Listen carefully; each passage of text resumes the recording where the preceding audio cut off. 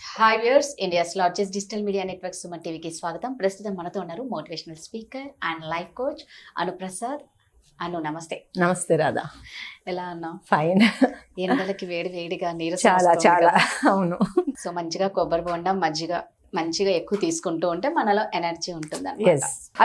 మనం ఇప్పుడు జనరేషన్ వాళ్ళ గురించి మాట్లాడుకుంటే పెళ్లి అన్న పదానికే భయం పడుతున్నారు బాగా. పెళ్ళ మాకొద్దు అనే వాళ్ళు, చేసుకునే వాళ్ళు తక్కువ మంది ఉన్నారు, ఇష్టపడే వాళ్ళు. వద్దు అనుకునే వాళ్ళు ఎక్కువ మంది ఉన్నారు. ఎందుకు అలాగా? ఒకప్పుడు లేదు కదా ఇలా. అంటే దీనికి చాలా చాలా రీజన్స్ ఉన్నాయి. ఇప్పుడు పూర్వకాలంలో మనకేంటి, అంటే మన అమ్మమ్మల టైంలో అయితే మనకి వాళ్ళు మెచ్యూర్ అవ్వకుండానే పెళ్ళిళ్ళు చేసేసేవారు. అదొక బాధ్యత. మెచ్యూర్ అయిన తర్వాత 16, 18 ఆ ఏజ్ రేంజ్ వచ్చింది. అంటే అప్పుడు ఏంటంటే పెళ్ళి ఒక రెస్పాన్సిబిలిటీ పెద్దవాళ్ళకి.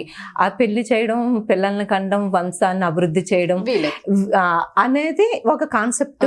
అది ఒక బాధ్యతగా ఉండేది సొసైటీలో. అదొక మంచి పేరు, మన గురించి మంచిగా చెప్పుకుంటారు జనాలు అనేది కాన్సెప్ట్. పెళ్లి చేయడం పెద్దవాళ్ళ బాధ్యత, చేసుకోవడం పిల్లల బాధ్యత. నెక్స్ట్ మ్యారేజ్ ఏమో ఒకప్పుడు చాలా ఇంపార్టెంట్. ఇది ఇప్పుడు అందరి లైఫ్లో ఒక ఆప్షనల్ మాత్రమే. కరెక్ట్. అవునా? అది ఎవరి జీవితం వాళ్ళది, ఎవరి నిర్ణయం వాళ్ళది. ఎవరు చేసుకోవాలనుకునేవాడు చేసుకుంటున్నాడు, లేకపోతే లేదు. ఇలా ఎందుకు అంటే ఇప్పుడు ప్రతి వాళ్ళు పేరెంట్స్ ఇప్పుడు స్కూల్ స్టేజ్ తీసుకో, స్కూల్లో అయిపోతుంది, తర్వాత కాలేజ్కి వెళ్తారు, కాలేజ్ తర్వాత పిహెచ్డి అంటారు, లేకపోతే కెరీర్ డెవలప్మెంట్లోనే వాళ్ళ సగం జీవితం అయిపోతుంది. ఆ అమ్మాయిని ఇదివరకు ఏంటి, పెళ్ళిళ్ళు చేసేవారు, వాళ్ళు ఏదైనా వాళ్ళకి నచ్చితే ఏదైనా చేసేవారు, లేదంటే ఇంట్లో పిల్లల్ని చూసుకోవడం, బాధ్యతలను చూసుకోవడం. మగవాళ్ళు ఏం చేసేవారు, జాబ్ చేయడమో, లేకపోతే ఏదైనా వృత్తి చేసుకోవడమో, వాళ్ళ కుల వృత్తి చేసుకోవడమో, ఎలాగో అలాగా వ్యవసాయం చేసుకోవడమో, అంతవరకు పరిమితం అయ్యేది. అక్కడి నుంచి ఎలా డెవలప్ అయింది, మనం అమ్మాయిల్ని కూడా అబ్బాయిలతో సరిసమానంగా చదివించాలి. ఎప్పుడైతే మనం సరిసమానంగా అమ్మాయిలను కూడా అన్ని రంగాల్లోనూ ముందుకు ఉండేలా చూడాలి అని అనుకుంటున్నామో, ప్రతి వాళ్ళకి కెరీర్ డెవలప్మెంట్లోనే సగం ఏజ్ అయిపోతుంది.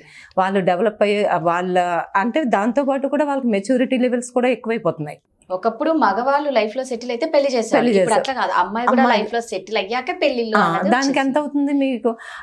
ఇంటర్ తర్వాత ఇంజనీరింగ్, లేకపోతే డిగ్రీ, తర్వాత పీజీ, తర్వాత పిహెచ్డి, వాళ్ళ లైఫ్ 30 years అయిపోతుంది. ఆ 30 years ఆ యవ్వనం అంతా వాళ్ళకి కెరీర్ స్ట్రగుల్లోనే అయిపోతుంది. ప్రెషర్, పేరెంట్స్ కంపారిజన్, ఆ సొసైటీలో కంపారిజన్. వాళ్ళ పిల్లల్ని ఎలా చదివించాము, నిన్ను అలాగే చదివించాము, ఆడ ఐఏఎస్ అయ్యాడు, ఆడ ఐపీఎస్ అయ్యాడు, ఇంకా ఒకళ్ళనొకళ్ళు కంపేర్ చేసుకోవడం. ఈ పిల్లలకి లేనిపోని ప్రెషరు, టెన్షను. ఇంక దాంతో వీళ్ళు మ్యారేజ్ అనేది ఒక ఆప్షన్ పెట్టేసుకున్నారు. ఇదివరకు ఏంటంటే అమ్మాయిలు బయట కూర్చున్నాము, ఇంకో మగవాడిని చూసినా మనకు అదొక తప్పులా ఉండేది. ఇప్పుడు జనరేషన్లో లేదు. అమ్మాయిలు అబ్బాయిలు పెళ్లికి ముందే సహజీవనం అంటున్నారు, వాళ్ళకి నచ్చితే చేసుకుంటున్నారు. లేదా మనం పెళ్లి చేసుకుంటే ఇన్ని ప్రాబ్లమ్స్ ఫేస్ చేయవలసి ఉంటుంది కాబట్టి ఇక్కడతో ఆపేద్దాం. ఎందుకంటే అంటే ఇన్ని వాళ్ళకి ఫెసిలిటీస్ వచ్చేసినాయి. ఇప్పుడు పెళ్లికి ముందే మనం సహజీవనమో, లేకపోతే ఒకరితో ఒక 3 years, 1 year, 2 years స్పెండ్ చేయడమో, నచ్చితే మనం ముందుకెళ్దాం. అవును, ఒక కమిట్మెంట్ ముందే, అండర్స్టాండింగ్ మన ఇద్దరికి పడింది అనుకో, మనం చేసుకుందాం, లేదా విడిపోదాం. ఇంకా అక్కడ అది ఇంకా దానికి ఇంపార్టెన్స్ ఏముంది మ్యారేజ్కి? పెళ్లికి ముందే అన్ని అనుభవించేస్తున్నారు, అన్ని చూసేస్తున్నారు. ఫిజికల్ అనేది కూడా ఇదివరకు అదంతా ఒక పెద్ద, ఇంకా దేవుడితో సమానం, ఒక పెద్ద ఇష్యూలా ఉండేది పూర్వకాలం. ఇప్పుడు అదంతా ఒక సైంటిఫిక్ అయిపోయింది. ఇప్పుడు అలా ఎప్పుడైతే అయిందో ఈ మ్యారేజ్ అనేది అంత ఇంపార్టెన్స్ ఉండట్లేదు. ఇప్పుడు అమ్మాయిలు, కొంతమంది అమ్మాయిలు కానీ అబ్బాయిలు కానీ వాళ్ళ ఫ్రెండ్స్లో ఎవరికైనా ముందు పెళ్ళిళ్ళు అయినాయి అనుకో, వాళ్ళు వింటూ ఉంటారు, చూస్తూ ఉంటారు, వాళ్ళు ఎన్ని స్ట్రగుల్స్. పెళ్లి చేసుకుని లవ్ మ్యారేజ్ చేసుకున్నవాడు ఒకలాగే ఏడుస్తున్నాడు, అరేంజ్ మ్యారేజ్ చేసినవాడు ఒకలాగే ఏడుస్తున్నాడు. ఆఫ్టర్ మ్యారేజ్ కొట్టుకు సావడం, అండర్స్టాండింగ్ లేకపోవడం, ఈ బాధ్యతల్ని పంచుకోలేకపోవడం, అంటే ఇంకా ఎస్కేప్ అవ్వాలి ఈజీ అని గొడవలు స్టార్ట్ అవ్వడం, విడిపోవడం. Solo life is so better అనేది ఒక ఫిక్స్ అయిపోతున్నారు. ఇవన్నీ ఈ పెళ్లి కాని పిల్లలు వింటూ ఉంటారు, చూస్తూ ఉంటారు, డిస్కషన్లు అవుతూ ఉంటాయి. ఎందుకు వచ్చిందిరా బాబు మన జీవితం, మనం ఒంటరిగా గడుపుదాము, మన పేరెంట్స్ని చూసుకోవడం, మన లైఫ్ మనం లీడ్ చేసుకుందాము, ఈ ఎక్స్ట్రా బర్డెన్ ఎందుకు? ఒక్కసారి మ్యారేజ్ కమిట్మెంట్ అంటే పిల్లలు, సంసారం, జీవితం, లైఫ్ సముద్రాన్నైనా ఏదొచ్చు కానీ పెళ్ళైన సంసారాన్ని ఎదలేమనేది కాన్సెప్ట్. అది కరెక్ట్ నిజంగా చెప్పాలంటే. ఏదైనా నువ్వు ఎంత స్ట్రగుల్ అవ్వు, ఎంత ఏదైనా మనం జయించగలం, కానీ ఈ సంసారం అనే మూడు ఉంటుంది చూడు, నిజంగా మనం కూడా అనుభవిస్తున్నాం కదా.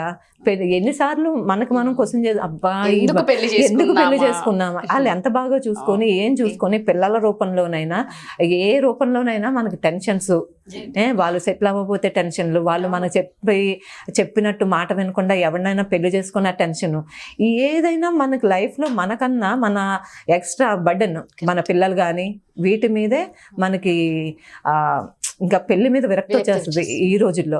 ఎందుకంటే ఈ రోజుల్లో అమ్మాయిలు కూడా ఫైనాన్షియల్లీ ఇండిపెండెంట్గా ఉంటున్నారు.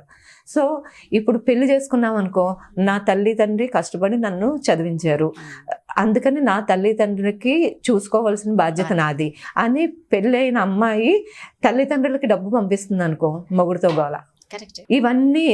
ఇవన్నీ కూడా వీళ్ళు ఆలోచిస్తున్నారు. ఇప్పుడు పిల్లలకి మెచ్యూరిటీ లెవెల్స్ చాలా ఎక్కువగా ఉంటున్నాయి. ఎందుకంటే పూర్వకాలంలో 10-12 ఏళ్ళకి పెళ్లి చేయట్లేదు, ఇప్పుడు ముడ్డు కింద 30 ఏళ్ళు వచ్చాక చేసుకుంటున్నారు.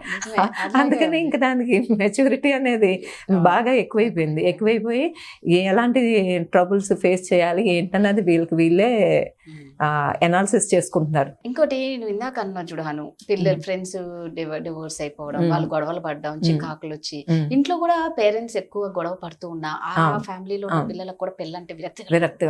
ఇప్పుడు పేరెంట్స్ కూడా చూడు ఎవరి కోసం గొడవలు పడతారు, ఎప్పుడు మొగుడు పిల్లలకి మధ్యలో వాళ్ళ గురించి ఏం గొడవలు ఉండవు. పిల్లల గురించో, ఫైనాన్షియల్ మ్యాటర్స్ గురించో, పిల్లల చదువుల గురించో, వాళ్ళ పెళ్లిళ్ళ గురించో, థర్డ్ పర్సన్ గురించి వీళ్ళిద్దరు కొట్టుకొస్తూ ఉంటారు. ఇవన్నీ కూడా పిల్లలు చూస్తూ ఉంటారు.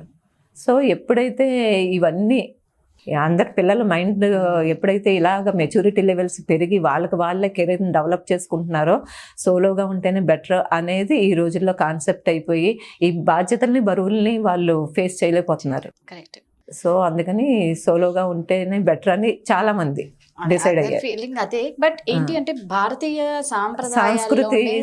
సంప్రదాయంలోనే పెళ్లి అనేది ఒక ప్రధాన ఘట్టం అయిపోయింది ప్రతి జీవితంలో. చేసుకుంటున్నా కానీ పేరెంట్స్ పోరు పడలేక చేసుకుంటున్నారు. నలుగురు అడుగుతారు, ఇంకా పెళ్లి కాలేదా అని అడుగుతారు. సొసైటీ కోసం పెళ్లి చేసుకునే చాలా మంది ఉన్నారు. ఇంకా చేసుకున్నాక అడ్జస్ట్మెంట్ ఏంటంటే ఒకప్పుడు ఇన్ని కంఫర్ట్ లేదు. ఒకటే ఆప్షన్, నువ్వు ఒకటే అక్కడ ఏంటంటే ఒకటే నువ్వు ఇంపార్టెంట్ ఏంటి పెళ్లి అంతే. ఈ వయసు వచ్చినా పెళ్లి అంతే. ఈ పిల్లలకు కూడా ఇప్పుడు అన్ని రేట్లు పెరిగిపోవడము, ఈ ప్రెజర్స్ చాలా ఎక్కువైపోయింది. పెళ్లి అయిన తర్వాత మనం ఇద్దరు కంపల్సరీ జాబ్ చేయాల్సిన పరిస్థితి. ఒక్కరు చేస్తే అది గడవదు. ఇప్పుడున్న కంఫర్ట్ జోన్ సంపాదించు, 3 లక్షలు సంపాదించు, ఒక్కరు సంపాదిస్తే మాత్రం ఎందుకంటే మినిమం కంఫర్ట్స్ ఉండాలి. ఈ రోజుల్లో అందరికి మినిమం కంఫర్ట్స్ ఉండాలి. ఇదివరకు ఏసీ లేకపోయినా, కరెంట్ లేకపోయినా చెట్టు కింద కూర్చున్నవారు. ఇప్పుడు అది నడవదు. ఇవన్నీ బేర్ చేయాలి అంటే మనకి ఇద్దరు జాబ్ చేయాలి. సో దీనికి భయపడే పెళ్లి అనుకుంటున్నారు. Super, thank you.